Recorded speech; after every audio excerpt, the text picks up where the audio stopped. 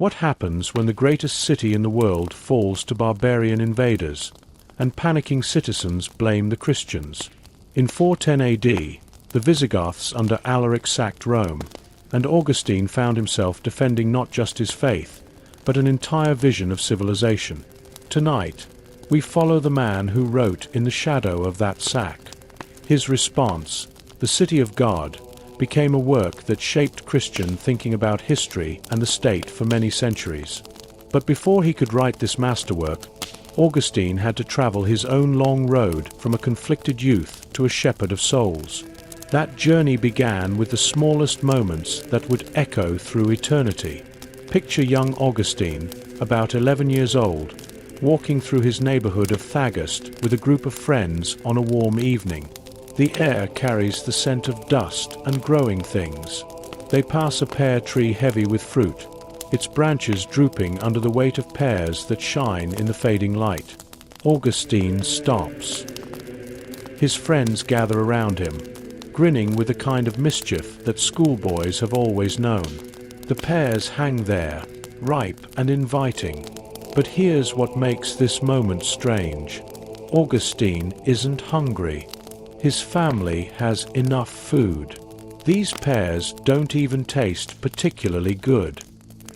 He knows the owner of this tree, a neighbor who has done nothing wrong to him. There's no reason to take what doesn't belong to him. Yet something stirs in Augustine's chest as he looks at that fruit. His friends nudge each other and glance at him expectantly. The evening feels electric with possibility. Augustine reaches up and plucks a pear from the branch. His friends follow his lead, laughing as they fill their hands with the stolen fruit. They run off into the gathering darkness, their hearts pounding with excitement. They bite into the pears as they walk. The fruit tastes mediocre, maybe even bitter. Augustine spits out his first bite. His friends do the same, making faces and laughing. They end up throwing most of the pears to some pigs they find rooting in an alley. The whole adventure lasts maybe an hour. Then everyone goes home to their beds. But decades later, Augustine couldn't stop thinking about those pears. This small theft became the seed of a question Augustine returned to again and again in the Confessions. Why did I steal what I didn't want? He asked himself. This question haunted him through his years as a student, a teacher, and even after he became a bishop. This wasn't hunger driving him that evening. Augustine had eaten dinner at home. His family wasn't poor or desperate.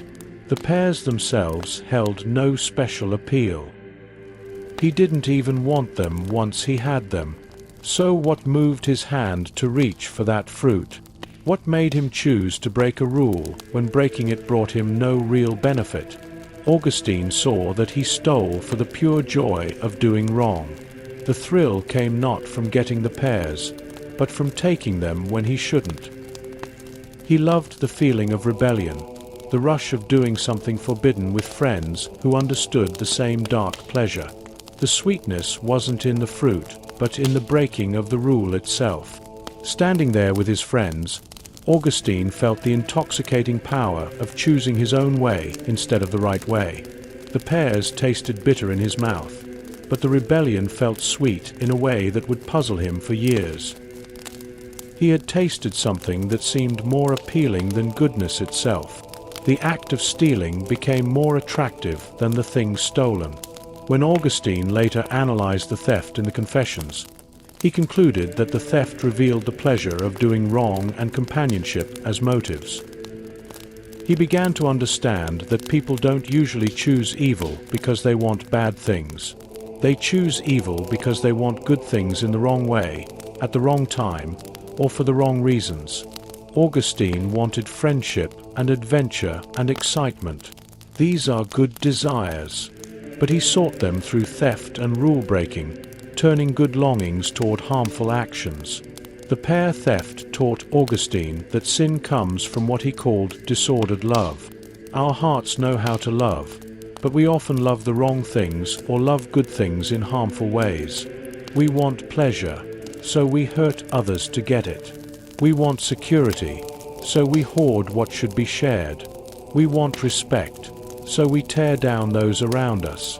The problem isn't that we want good things. The problem is that we seek good things through bad means. Augustine realized we often choose lesser goods instead of greater ones because the lesser goods seem easier to obtain or more immediately satisfying. He wanted the excitement of rebellion more than the peace of doing right. He wanted the approval of his friends more than the approval of his conscience. He chose the smaller joy over the greater one, the temporary thrill over lasting contentment. Looking back, Augustine saw that his hand reaching for those pears revealed the same impulse. That would lead him into years of searching for satisfaction in places where it couldn't be found. The boy who stole pears for no reason would become the young man who chased after wisdom, pleasure, and success with the same restless longing. This simple theft taught Augustine that people sometimes love lesser things more than greater ones. Understanding this changed how he would think about temptation, conversion, and the human heart's deepest needs. The mystery of those stolen pears became the key to understanding why people choose darkness when light is freely offered. But where did this restless searching come from? What forces shaped the boy who would one day write about pears with such careful attention?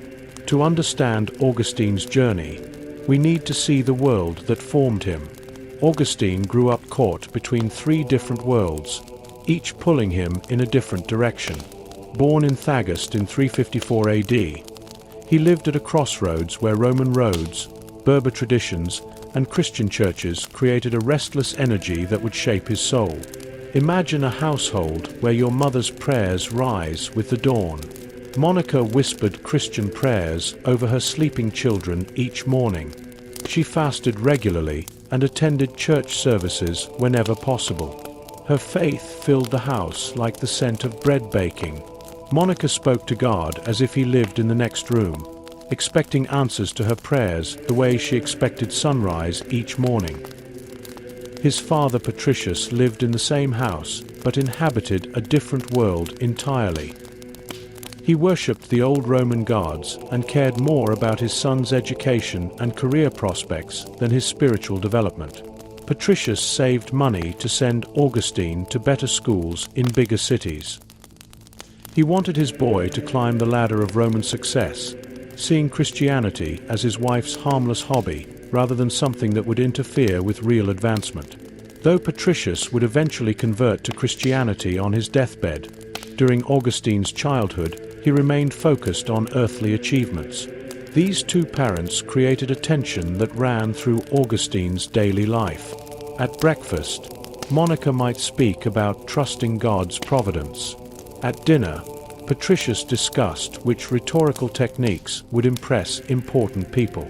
Augustine learned to navigate between these viewpoints, but the contradiction planted questions deep in his young mind. Which parent saw the world more clearly? What mattered more, earthly success or heavenly reward? Augustine spoke Latin as his first language because Roman education demanded it. Around age 11, his parents sent him to school at Medorus, where he memorized Latin poetry and practiced Latin speeches. Teachers praised his quick mind and elegant expressions. But when he walked through the markets of Thagast, he heard the musical rhythms of Berber voices.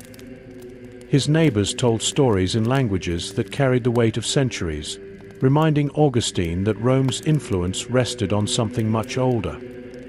His Berber heritage gave him a sense of belonging to the land itself. The hills around Thagast held the bones of his ancestors. Local festivals connected him to seasons and harvests in ways that Roman calendar celebrations could not. Berber culture valued community bonds that transcended individual ambition. Extended family relationships mattered more than personal achievement.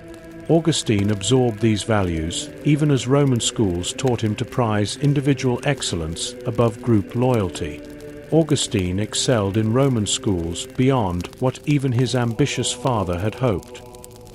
His teachers marveled at how quickly he grasped complex ideas. As a teenager, he went to Carthage to study rhetoric, mastering the art of arguing any side of any question with equal skill. Philosophy captivated him because it promised to answer the deepest questions about reality and purpose. But even as he succeeded, Augustine felt pulled toward something beyond worldly achievement. The intellectual tools Rome gave him seemed powerful but incomplete. Roman education taught him to think clearly and speak persuasively. It connected him to the wisdom of ancient Greek philosophers and the political insights of Roman leaders. But it could not quiet the restlessness in his heart or answer his questions about life's ultimate meaning. Augustine began to suspect that even the greatest human wisdom pointed beyond itself toward truths it could not quite grasp. His Berber roots nourished a different kind of knowing. Community gatherings taught him that wisdom lived in relationships, not just in books. Elders shared insights that came from lived experience rather than academic study. The natural world around Thagast spoke a language that touched his soul in ways that formal education could not. These experiences reminded Augustine that truth involved more than intellectual understanding. Christianity represented a third path that seemed to promise both intellectual satisfaction and spiritual peace. His mother's prayers suggested a God who cared about both great questions and daily struggles. Christian teachers claimed their faith could unite heart and mind in ways that philosophy alone could not achieve. The growing Christian community in North Africa demonstrated how faith could transform both individuals and society. Yet Christianity demanded sacrifices Augustine was not ready to make. It required giving up certain pleasures he still enjoyed. It insisted on moral standards that seemed impossibly high. It asked him to trust in mysteries he could not fully understand. Christianity called for a surrender of will that his Roman education had taught him to guard carefully. The path looked beautiful from a distance, but costly up close. Augustine found himself standing at the intersection of three great traditions, unable to choose just one. Each offered genuine insights and real benefits. Each also seemed to leave important questions unanswered. His restless mind kept searching for a synthesis that could honor the best of all three without compromising the truth any of them contained. The boy who grew up between worlds would spend his life building bridges between them. But first, he needed something to spark his deepest longings for truth itself. That spark would come from an unexpected source during his student days in Carthage. In his late teens, Augustine picked up a book that would redirect his entire life toward the love of wisdom. Picture him in his student lodgings in Carthage, surrounded by scrolls and tablets covered with rhetoric exercises. The city bustled outside his window with the sounds of merchants, street vendors, and ships arriving from across the Mediterranean. Augustine had come here to master the art of public speaking, the skill that would open doors to wealth and political power throughout the Roman Empire. His daily routine involved memorizing speeches and learning how to sway audiences through careful word choice and dramatic timing. Teachers praised his natural talent for finding the right phrase at the right moment. Augustine seemed destined for the kind of career his father Patricius had dreamed about. Yet something felt hollow in all this preparation for worldly success.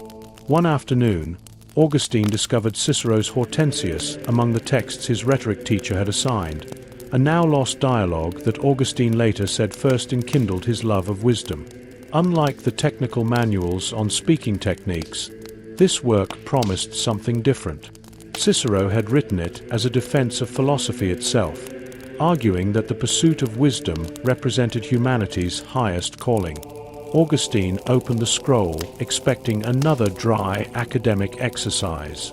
Instead, he found words that seemed to reach directly into his restless heart.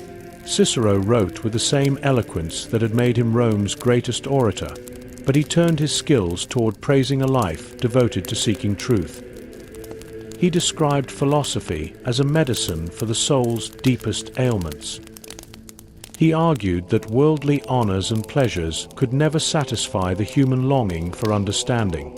Only wisdom, Cicero claimed, could bring genuine happiness and peace. Something stirred in Augustine's heart as he read these elegant arguments. The words seemed to kindle a fire that had been waiting for the right spark.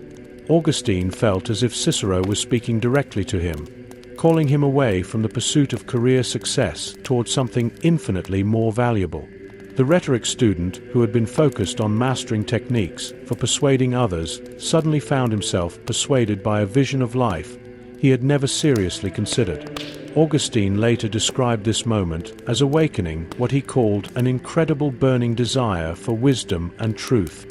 The feeling overwhelmed him like falling in love or discovering a hidden treasure. Everything he had been working toward suddenly seemed small and temporary compared to this new passion. He wanted to understand reality itself, to grasp the fundamental truths that explained existence and gave life meaning. Night after night, Augustine returned to Cicero's arguments. He read about how philosophers had sacrificed comfort and safety to pursue understanding. He learned about ancient thinkers who had chosen poverty over wealth because wisdom mattered more than gold. Cicero painted a picture of the philosophical life that made Augustine's career plans seem trivial by comparison. The book awakened questions Augustine had never known how to ask. What is the purpose of human existence? How should people live? What can we really know about reality? Where does true happiness come from? These inquiries burned in his mind with an intensity that surprised him. Augustine discovered he cared more about finding answers to these questions than about becoming a successful public speaker. But there was a problem that troubled Augustine deeply. Cicero's philosophy pointed toward truth without mentioning the name of Jesus. The great Roman orator praised the search for wisdom, but said nothing about the Christian faith Augustine had learned from his mother. This created a painful tension in the young man's heart. His mind found Cicero's arguments compelling, but something was missing from this purely human approach to wisdom. Augustine felt torn between the intellectual beauty of philosophy and the simple faith of his childhood. Monica's prayers had shaped his earliest understanding of truth and love. Her devotion to Christ had shown him what it meant to live with trust and hope. Yet Cicero offered a path to wisdom that seemed to bypass Christian revelation entirely. Could there be truth without Christ?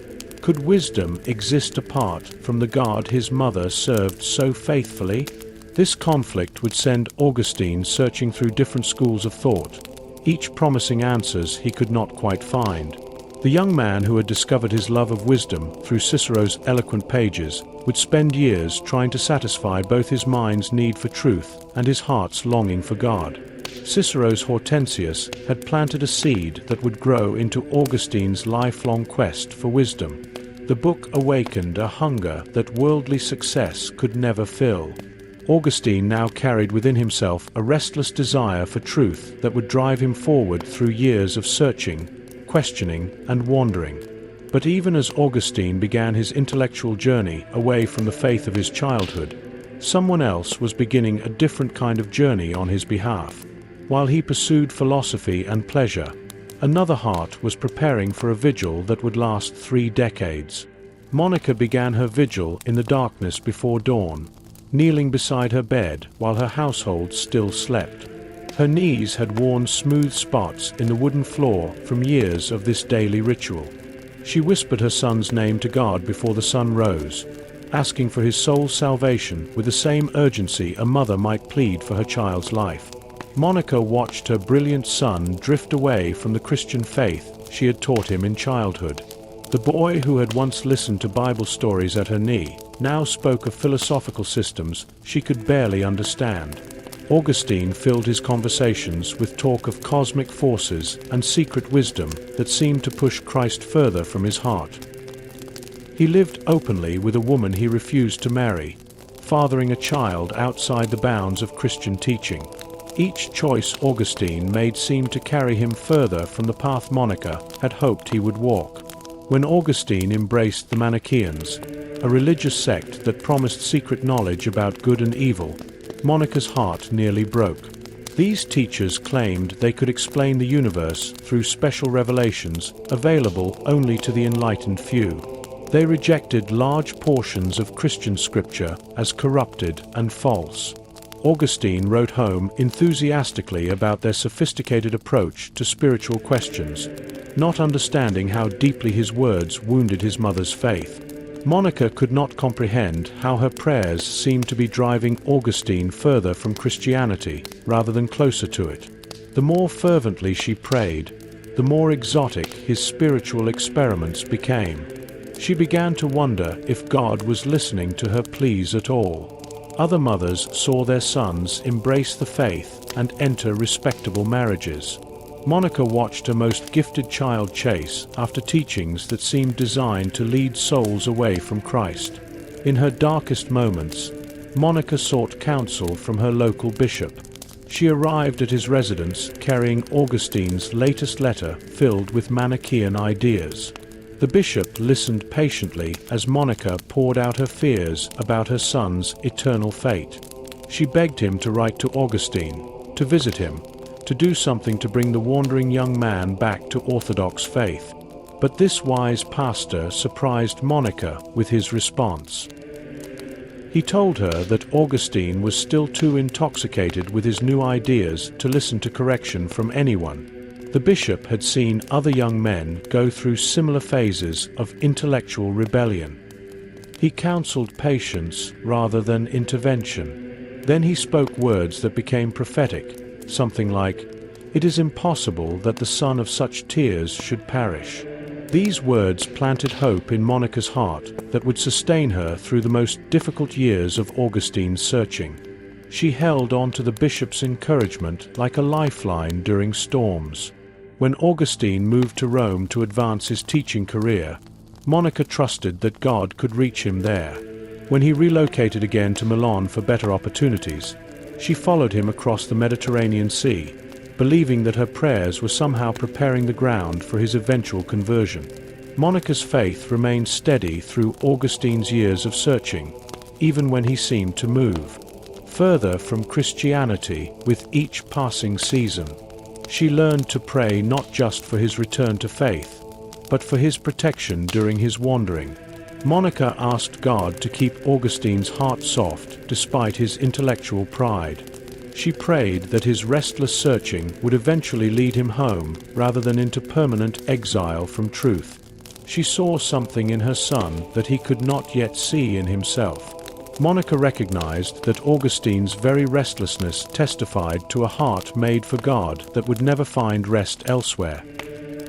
His constant movement from one philosophy to another revealed not satisfaction but deeper hunger. His brilliant mind and passionate nature, the very qualities that made his rebellion so painful, also made him capable of extraordinary devotion once he surrendered to divine love. Monica's patience and prayer created a steady spiritual presence around Augustine that followed him wherever he traveled. She asked God to place Christian influences in his path. She prayed for his unnamed partner and their son Adeodatus, understanding that their welfare was tied to Augustine's spiritual health. Monica interceded for Augustine's students and friends, knowing that his eventual conversion might influence others who looked to him for guidance. Even when Augustine tried to escape her influence by moving to different cities, he could not outrun the prayers that surrounded him like invisible protection. Monica's love pursued him through letters, through Christian friends who crossed his path, through circumstances that kept pointing him back toward the faith he had abandoned. Her intercession created opportunities for grace that Augustine would not recognize until much later. Monica's unwavering faith and the bishop's prophecy sustained her belief that God would eventually claim her son's restless heart. She understood that some souls require longer journeys before they find their way home. Her patience taught her that divine love works on a timeline that human urgency cannot rush or control. Monica's 3 decades of prayer wove themselves into the fabric of Augustine's story in ways that would only become clear much later. While she kept her vigil, Augustine was learning about love and loss through relationships that would teach him truths no philosophy could provide. For about 15 years, Augustine lived with a woman whose name history forgot, but whose love shaped his understanding of human devotion. We know almost nothing about her except what Augustine chose to share in his writings many years later. He never recorded her name or described her appearance. Yet this unnamed woman became the mother of his child and his faithful companion through some of the most formative years of his life. This woman bore Augustine a son they called Adiodatus, meaning gift from God. The name suggests something beautiful about how they viewed their child's arrival. Despite living outside the formal bonds of marriage, they welcomed their baby as a divine blessing rather than an unfortunate accident. Adiodatus became the center of their small household, the living proof of their devotion to each other. Augustine loved her deeply with the kind of passion that young men dream about and poets try to capture in words. She shared his intellectual interests and understood his restless searching for truth. When Augustine joined the Manichaeans and embraced their strange teachings about light and darkness, she listened to his explanations without mockery or judgment. She supported his career ambitions and celebrated his successes as a teacher and public speaker. Their relationship existed outside the bounds of Roman marriage law and Christian teaching, creating a tension that would eventually tear them apart. Roman society allowed educated men to maintain long-term relationships with women of lower social status, but these arrangements offered no legal protection for the women involved. The Church taught that sexual intimacy belonged within marriage, making their union sinful according to Christian standards. Augustine knew their relationship violated both social expectations and religious commandments, yet he could not bring himself to end what brought him such happiness. For more than a decade, they lived as if they were married in everything but law. She managed their household and raised their son while Augustine built his reputation as a teacher. They shared daily meals, evening conversations, and the quiet intimacy of two people who know each other's thoughts and habits. Augustine trusted her completely and relied on her practical wisdom to balance his tendency toward abstract speculation.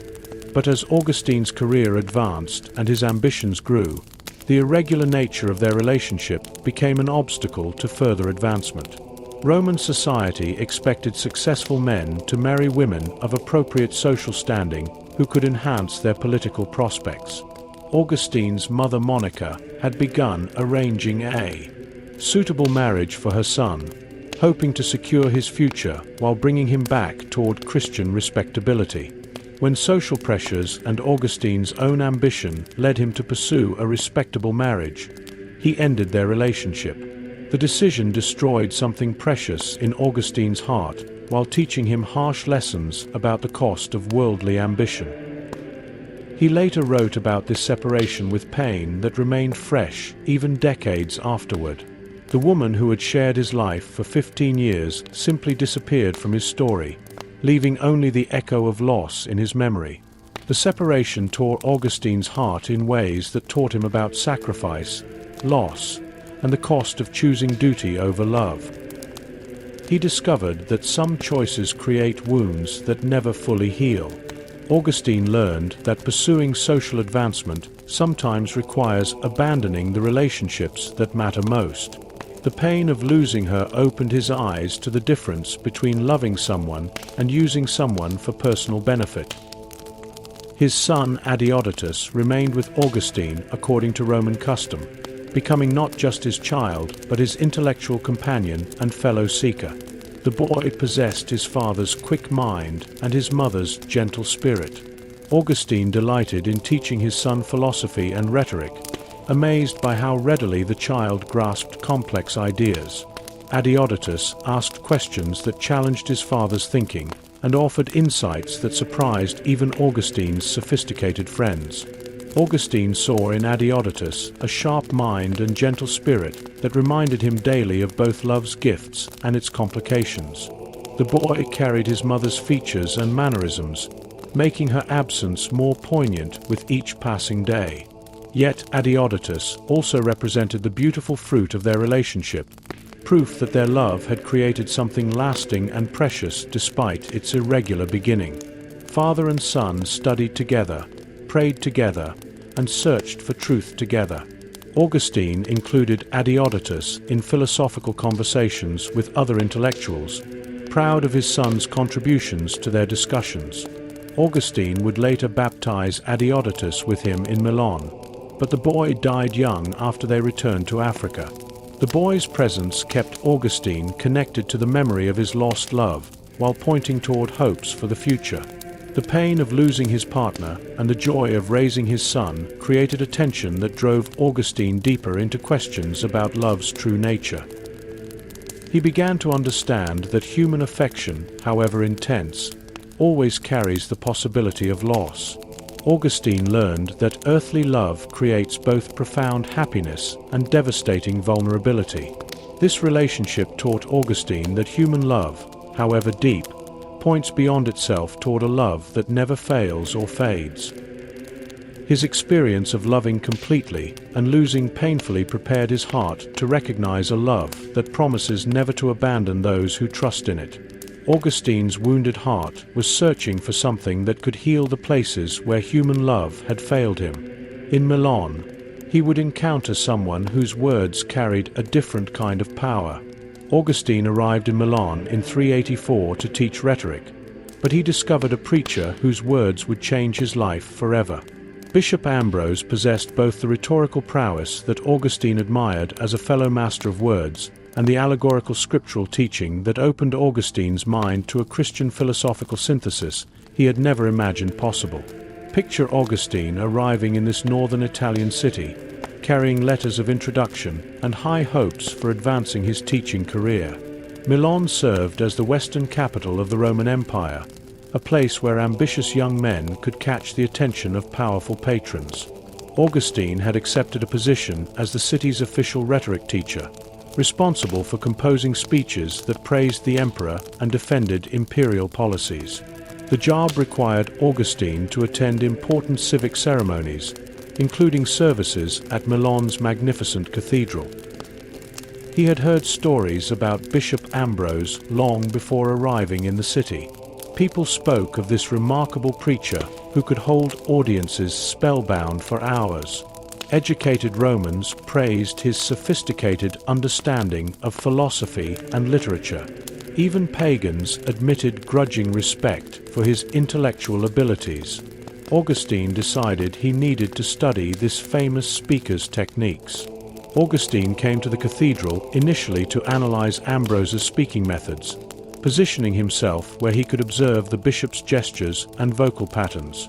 But something unexpected happened as Augustine continued attending these services week after week. The words began to penetrate his heart, not just impress his mind. Augustine found himself listening to the content of Ambrose's sermons, rather than merely analyzing their delivery. The bishop spoke about Scripture with a depth that surprised Augustine. These were not the simple moralizing talks he expected from Christian preachers. Ambrose had found a way to make the simple stories of Scripture speak with philosophical depth and emotional power. The bishop's approach to interpreting Scripture opened new possibilities in Augustine's mind. Ambrose demonstrated that biblical texts need not be read only literally, but could reveal spiritual truths through symbolic meaning. This allegorical method allowed Augustine to see past the crude anthropomorphisms and violent episodes that had previously troubled him about Christian writings. Under Ambrose's guidance, these stories became windows into deeper realities about God's relationship with humanity. Augustine discovered that Ambrose possessed the same broad education in classical literature and philosophy that he valued in himself. The bishop quoted Greek poets and Roman historians with the same facility he displayed in expounding biblical passages. He engaged seriously with Platonic ideas about eternal truth and the nature of reality. Augustine realized he was encountering a Christian intellectual who had not abandoned classical learning, but had found ways to integrate it with biblical faith. Ambrose showed Augustine that Christian faith did not require abandoning intellectual rigor, but could actually fulfill it. The bishop's sermons revealed connections between human reason and divine revelation that Augustine had never imagined possible. Ambrose argued that philosophy at its best pointed toward truths that Christianity made explicit. He suggested that the greatest pagan thinkers had glimpsed realities that the gospel proclaimed with clarity and authority. Week after week, Augustine returned to hear this bishop, who seemed to have found the synthesis Augustine had been seeking since his student days in Carthage. The restless young man who had moved from one philosophical school to another finally encountered someone who appeared to have discovered how to unite the love of wisdom with the love of God. Ambrose embodied the possibility that Augustine had dreamed about, but never seen realized in a living person. Augustine began approaching Ambrose after services with carefully prepared questions about Christian doctrine and biblical interpretation. Ambrose welcomed questions and treated Augustine with fatherly patience. He never made Augustine feel foolish for his doubts or dismissed his philosophical concerns as irrelevant to faith. Instead, Ambrose engaged Augustine's questions seriously and offered thoughtful responses that respected both reason and revelation. Ambrose's gentle pastoral care and patient answers began to dissolve Augustine's intellectual objections to Christianity. The bishop helped Augustine see that many of his difficulties with Christian teaching stemmed from misunderstandings rather than genuine contradictions. Ambrose showed him that concepts like the nature of evil, the meaning of free will, and the relationship between body and soul had been addressed by Christian thinkers with as much sophistication as any pagan philosopher had brought to these questions. The bishop's personal character impressed Augustine as much as his intellectual abilities. Ambrose lived simply despite his high position in both church and society. He gave generously to the poor and spoke courageously against imperial policies he considered unjust. Augustine watched this powerful man treat servants with the same respect he showed to wealthy nobles. The bishop's daily life demonstrated that Christian virtue was practical and achievable, not merely an abstract ideal. The bishop's example showed Augustine what it looked like to be both a learned man and a devoted follower of Christ. Ambrose proved that intellectual sophistication and spiritual devotion could flourish together in one person's life. This living demonstration answered Augustine's deepest question about whether he could embrace Christianity without betraying his love of wisdom and learning. Under Ambrose's influence, Augustine's intellectual barriers to faith began crumbling one by one. Yet even as his mind accepted Christian truth, his heart remained divided. Augustine found himself caught between knowing what was right and feeling unable to choose it. The master of rhetoric, who could persuade others with his words, discovered he could not convince his own will to surrender completely to God. This inner conflict would soon drive him to a moment of crisis that would change everything. Augustine found himself alone in a Milan garden, where a child's voice would end his years of searching with 4 simple words. Picture him on a warm afternoon in 386, sitting under a fig tree behind the house where he lived with his friend Pelagius.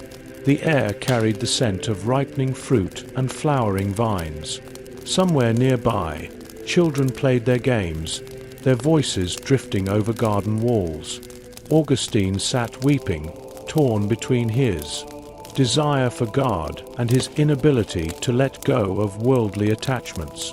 Tears streamed down his face as he wrestled with questions that had tormented him for months.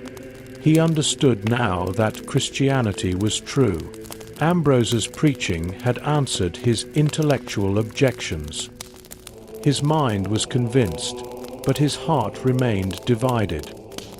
He wanted to surrender completely to God, but something held him back. Augustine felt like a man standing at the edge of a cliff, knowing he needed to jump but paralyzed by fear. His old habits and desires seemed to whisper that he would be giving up too much. The life he had planned, the pleasures he still enjoyed, the independence he had cherished, all of these seemed to pull against his growing desire to belong completely to Christ. Augustine had been reading Paul's letters, trying to find answers to his spiritual paralysis. The apostle's words about the struggle between flesh and spirit resonated with his own inner conflict. Paul wrote about wanting to do good, but finding himself drawn towards sin instead. Augustine recognized this battle in his own soul. He knew what was right, but he could not find the strength to choose it consistently. He cried out in anguish about his divided will, asking why he could not simply choose what his mind knew was best. Augustine spoke aloud to the empty garden, his voice breaking with frustration. Other people seemed able to make decisive choices and stick with them.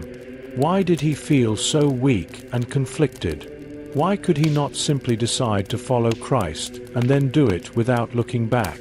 The afternoon grew quiet except for the sound of Augustine's sobbing. He had reached the end of his intellectual resources and emotional strength. Years of searching had led him to this moment of crisis under the fig tree. Augustine had never experienced such complete helplessness before. His brilliant mind and strong will had always helped him solve problems, but they seemed useless against this spiritual paralysis. Suddenly, a child's voice from a nearby house began chanting the same phrase over and over. The words came clearly through the garden air. "Take up and read, take up and read." The child seemed to be playing some kind of game, perhaps with friends or siblings.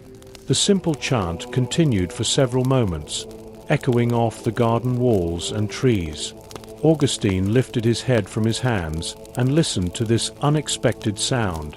Augustine wondered if this might be a sign from God, rather than just random children's play. He had been praying for guidance and help. The phrase seemed too specific and too perfectly timed to be mere coincidence. Augustine felt something stir in his heart as he considered the possibility that God was speaking to him through this innocent chant. He looked around the garden and noticed Paul's letter to the Romans lying on the bench where he had left it earlier. The child's voice seemed to be directing him back to the text that had already begun to illuminate his problems. Augustine reached for the scroll with trembling hands. Augustine picked up Paul's letter and opened it randomly, letting his eyes fall wherever they might on the page. He found himself reading words from chapter 13 that seemed written specifically for his situation. His eyes fell on a passage that spoke about putting aside the works of darkness and clothing oneself with light. The text urged him to put on the Lord Jesus Christ and make no provision for the flesh and its desires. These words carried a weight and clarity that penetrated his defenses completely. Augustine had been trying to follow Christ while still making provision for his old desires and attachments. Paul's words called him to a complete commitment that left no room for divided loyalty. The apostle was not asking for partial surrender, but for total transformation. In that moment, Augustine later wrote, "A light seemed to pour into his heart, and all the darkness of doubt fled away." The long struggle between his will and his desires finally ended in surrender to the God who had been pursuing him through his mother's prayers, Ambrose's preaching, and now a child's innocent game. This small moment quietly changed the course of his heart forever. This moment of reading Romans marked Augustine's definitive conversion, ending years of intellectual and spiritual struggle. The restless heart had finally found its home. Ambrose later baptized Augustine at Easter in 387, welcoming the former rhetoric teacher into the Christian community he had resisted for so long. Augustine's conversion marked the end of one life and the beginning of something entirely new. The man who had spent years chasing worldly success was about to discover that God had plans for him that would reshape his entire existence in ways he could never have imagined. Augustine began making choices that surprised everyone who knew him. The man who had built his reputation on eloquent speeches suddenly resigned from his prestigious position as Milan's official rhetoric teacher. His former colleagues could not understand why he would abandon such a promising career. Augustine's students begged him to reconsider, but he had made his choice. The path toward God required leaving behind the ambitions that had driven him for so many years. Augustine was baptized by Ambrose during the Easter season of 387, standing in the baptismal pool alongside his son Adeodatus and his friend Alypius. Bishop Ambrose poured the sacred water over Augustine's head 3 times, marking his formal entrance into the Christian community.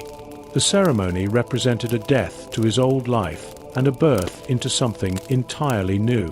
Augustine planned to return to North Africa and live quietly as a private Christian, perhaps writing books and teaching a few students. After returning to Africa, he sold much of his family property and gave the proceeds to the poor. He transformed his family home in Thagast into a monastic community where he and a few friends could pray, study scripture, and live simply together. This peaceful vision of the religious life appealed to someone who had spent years in the noisy debates of academic and political circles. But God had other plans that would draw Augustine into responsibilities he never desired or expected. During a visit to the coastal city of Hippo in 391, Augustine attended church services as an ordinary worshipper. The aging Bishop Valerius was preaching about the need for more priests to serve the growing Christian community. Valerius mentioned his particular need for someone who could preach effectively to both educated and simple believers. Augustine was ordained a priest in 391 and became coadjutor bishop around 395, later serving as Bishop of Hippo. The congregation had heard about Augustine's reputation as a former teacher and his recent conversion. When Bishop Valerius asked the people to suggest candidates for ordination, they began calling for Augustine. The reluctant visitor found himself accepting ordination as a priest, though he felt overwhelmed by this unexpected calling. Within a few years, the elderly Valerius persuaded Augustine to become his assistant bishop, and then his successor when Valerius died. Augustine tried to decline these honors, insisting he was not prepared for such responsibilities. He had imagined a quiet life of study and prayer, not the demanding work of leading a major diocese. But the church needed his gifts, and Augustine gradually accepted that God was calling him to serve in ways he had never chosen for himself. Augustine tried to maintain a monastic lifestyle even as a bishop, living in community with other clergy and sharing all possessions. He established what amounted to a monastery within his episcopal residence, where priests and deacons lived together under a simple rule of life. They ate meals together, prayed together, and held all property in common. Augustine insisted that no one could serve on his staff who was not willing to embrace this communal lifestyle. This arrangement scandalized some people who expected bishops to live with the dignity befitting their office. Augustine's household had no expensive furniture or elaborate decorations. The bishop wore simple clothes and ate plain food. He refused gifts that seemed too extravagant and redirected donations toward caring for the poor. Augustine wanted to show that Christian leadership meant service, not privilege. Augustine's days filled with preaching, caring for the poor, and mediating disputes between neighbors. He preached almost daily, often giving sermons that lasted over an hour. His training in rhetoric became a tool for preaching rather than political power. Augustine spoke to audiences that included everyone from educated Romans to recently converted Berber farmers. He learned to adjust his language and examples to reach different kinds of listeners while never compromising the truth he proclaimed. The bishop's duties extended far beyond religious matters. People brought him business disputes to resolve, family conflicts to mediate, and personal problems that needed wise counsel. Augustine found himself judging legal cases and offering advice about everything from marriage difficulties to farming techniques. The contemplative life he had planned became filled with very practical concerns about his people's daily needs. He discovered that serving God meant serving people in very practical ways.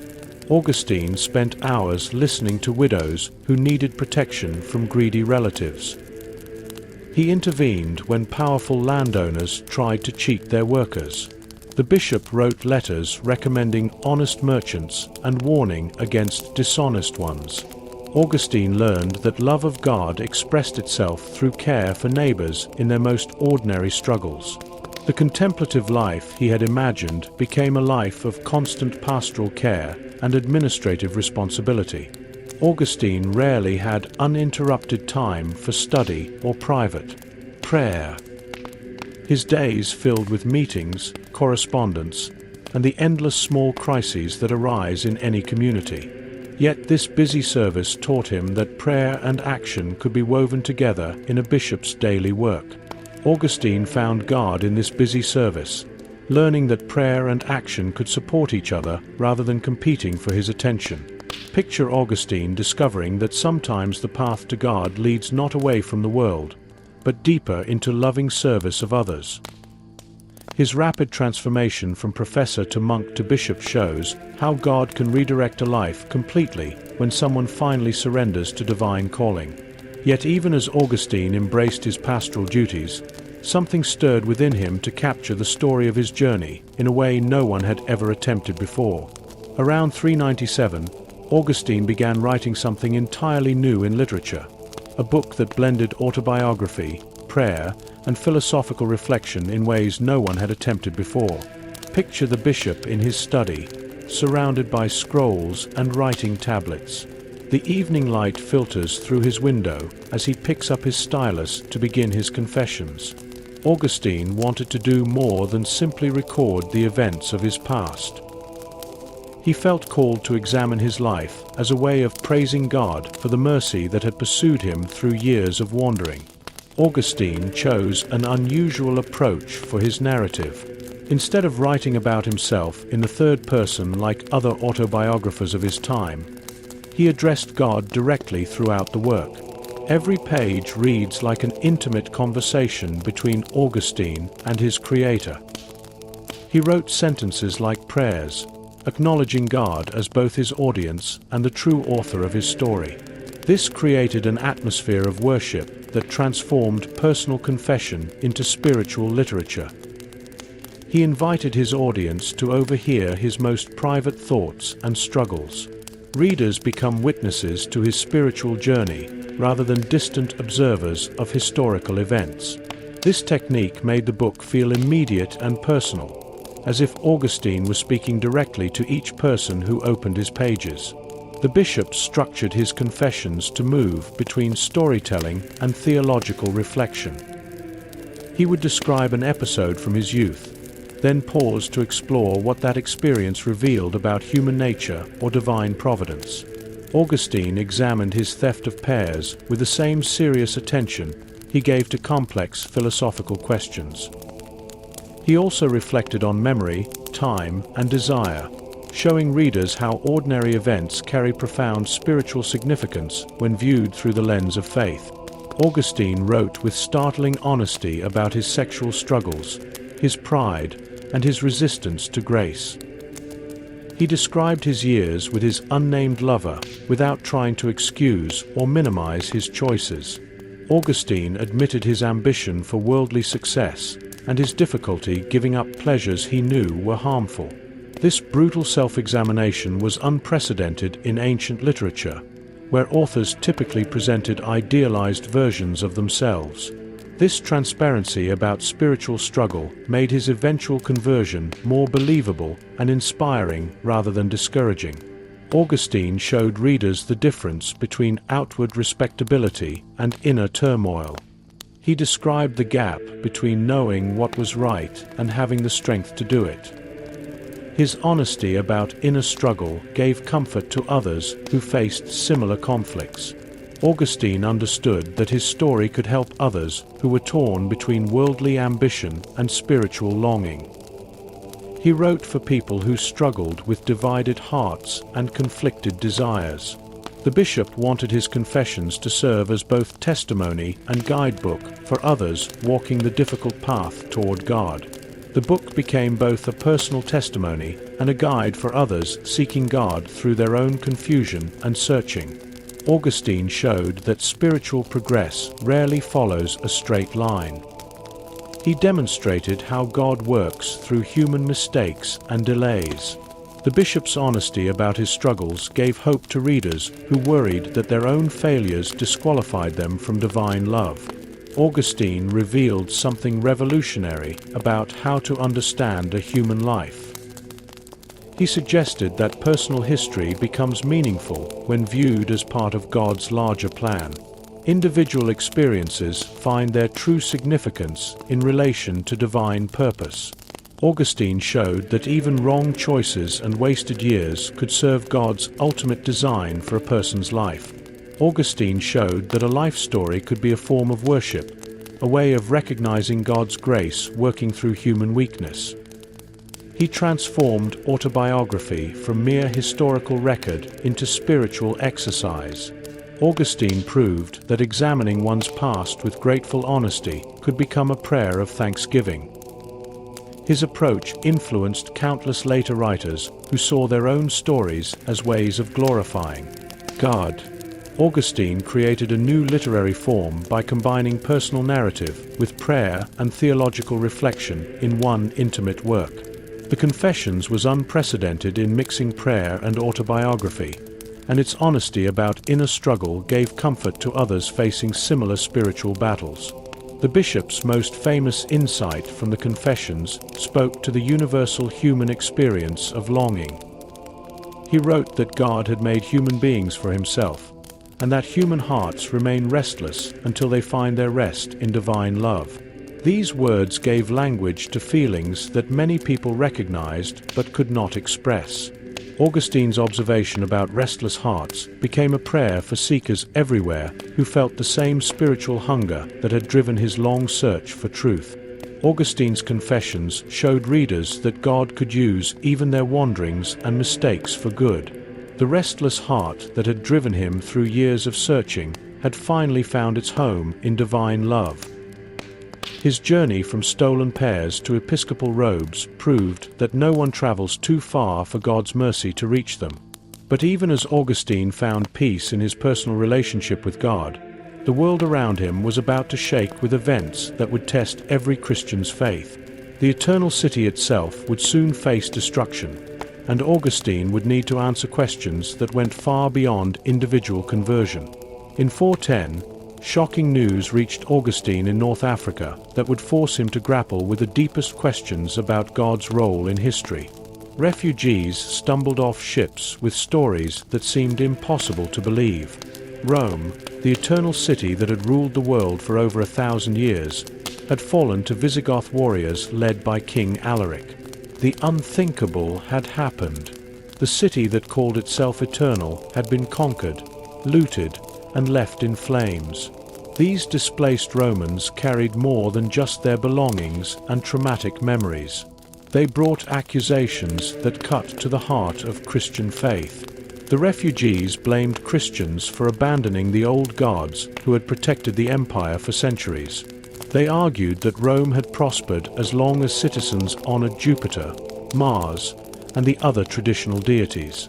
But now that Christianity had become the empire's official religion, the gods had withdrawn their protection in anger. The refugees pointed to recent history as evidence for their claims.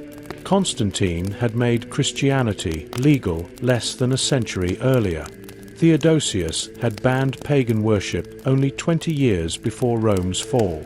The timing seemed too obvious to ignore. Rome had conquered the world while worshipping the old gods. Rome fell after embracing the new faith. The connection appeared clear to many frightened and angry survivors. Augustine began writing The City of God to defend Christianity against these charges, but the project grew into something far more ambitious than he had originally planned. He started with the immediate need to answer pagan critics who blamed Christian faith for Rome's troubles. Augustine wanted to show that Rome had experienced disasters and moral decay long before Christianity arrived. He pointed to earlier sacks of the city and centuries of civil wars that had nothing to do with Christian influence. But as Augustine continued writing, His vision expanded beyond simple apologetic into a comprehensive theology of history. He realized he needed to address deeper questions about how God works in human affairs. Why do good people suffer while evil people prosper? How should Christians understand the rise and fall of nations? What is God's purpose in allowing empires to flourish and then collapse? Augustine argued that two cities exist side by side throughout all of human history. He called them the earthly city and the city of God. The earthly city consists of those who love themselves more than God. The city of God includes those who love God more than themselves. Every person belongs to one city or the other based on the fundamental orientation of their heart. The earthly city built itself on self-love, pride, and the pursuit of earthly glory. Its citizens seek honor, wealth, and power as their highest goods. Rome exemplified the earthly city at its most magnificent, achieving incredible success through military conquest and political organization. Yet this very success revealed the earthly city's ultimate weakness because it depended on things that could not last forever.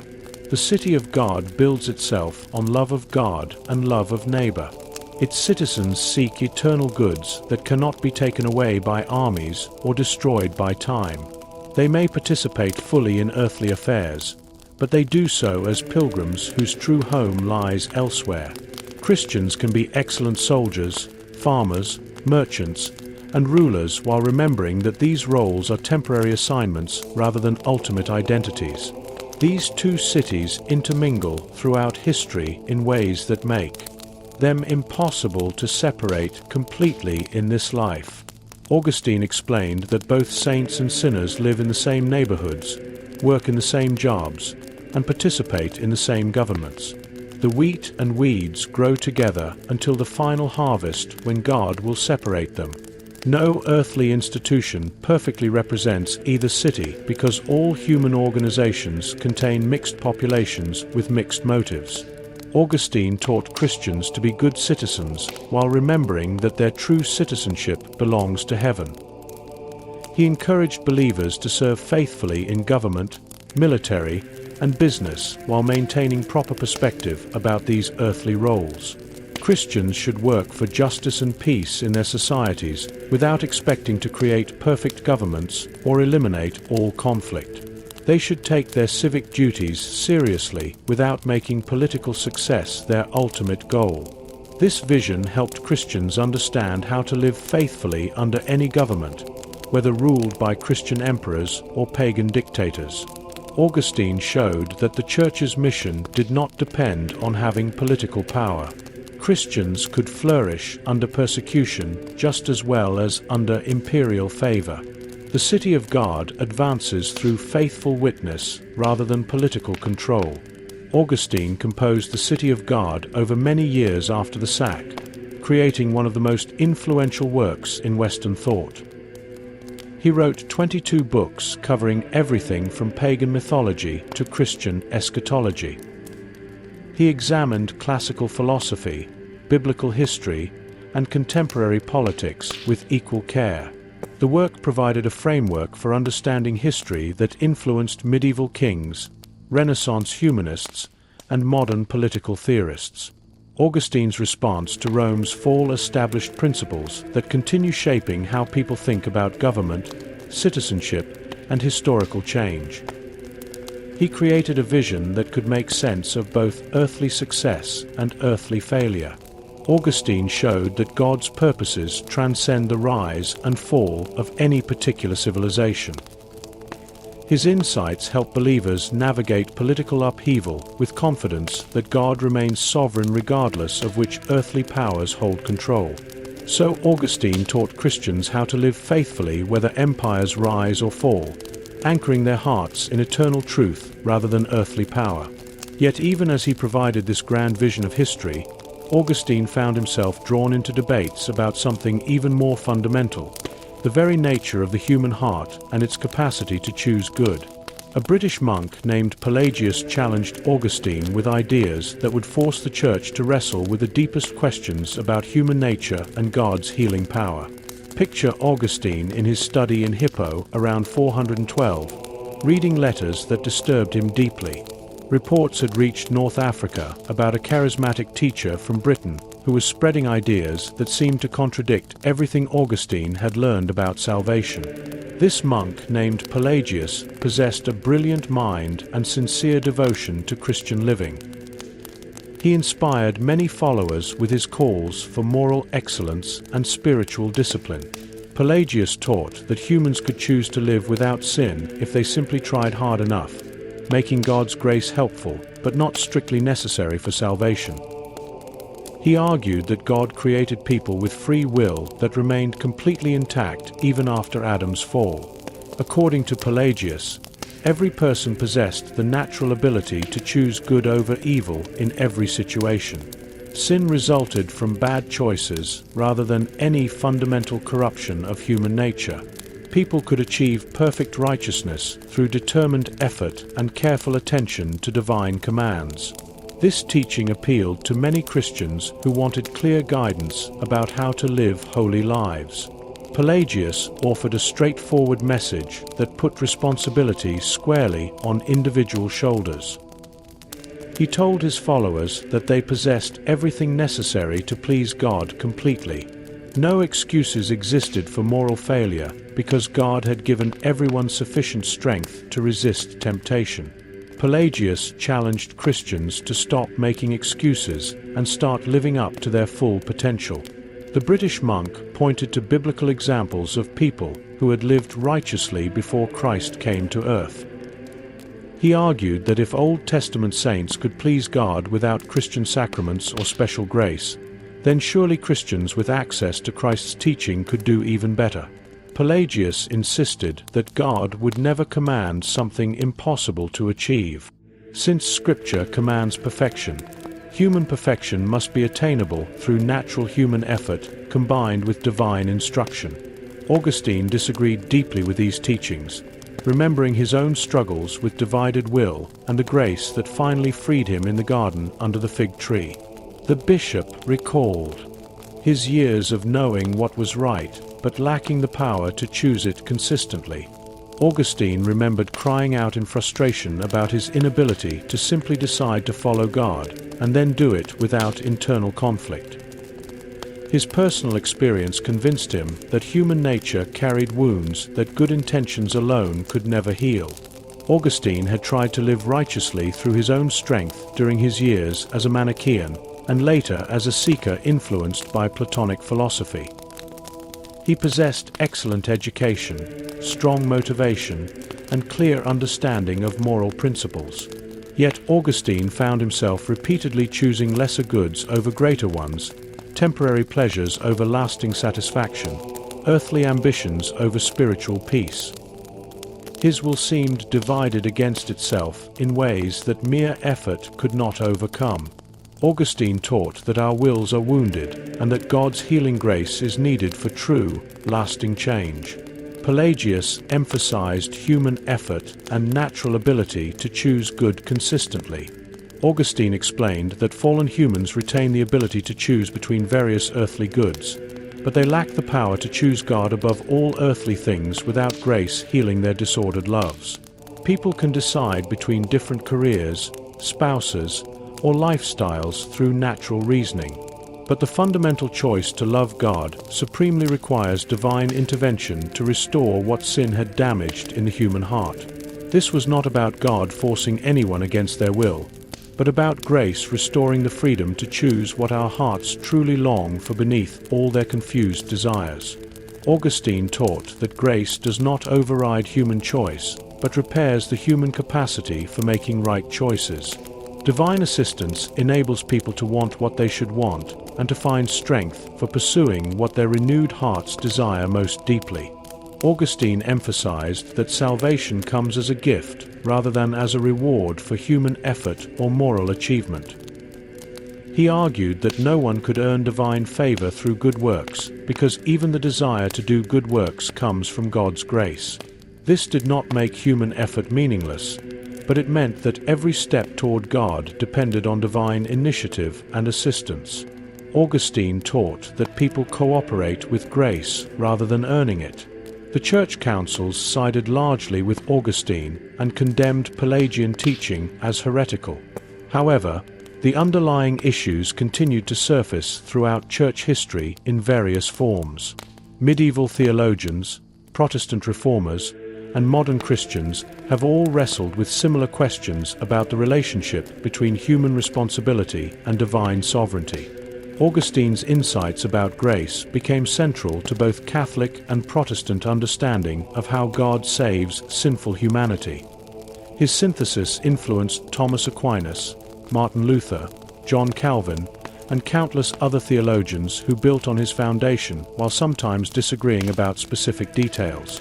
Both traditions affirmed that salvation comes through divine grace rather than human merit, though they developed different ways of explaining how grace and human choice work together.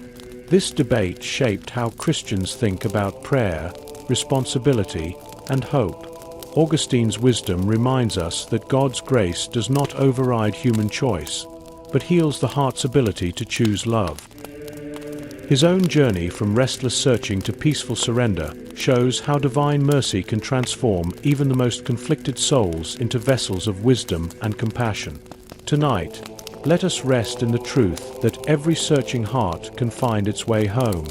Augustine's journey from restless youth to wise bishop shows us that God can use even our wanderings to prepare us for the work we're called to do. The boy and his small theft became a window into a heart that would keep searching until it found rest in God. The student who chased after wisdom found the source of all truth. His life reminds us that the longest journeys home often begin with the smallest steps. A stolen pear taught him about sin. A mother's faithful prayers surrounded him with grace. A child's voice in a garden brought him peace at last. As you rest now, imagine your own small steps home as part of a gentle path that leads toward the God who has been calling your name all along. And before you nod off, don't forget to subscribe to this channel for more Sleepy Saint stories.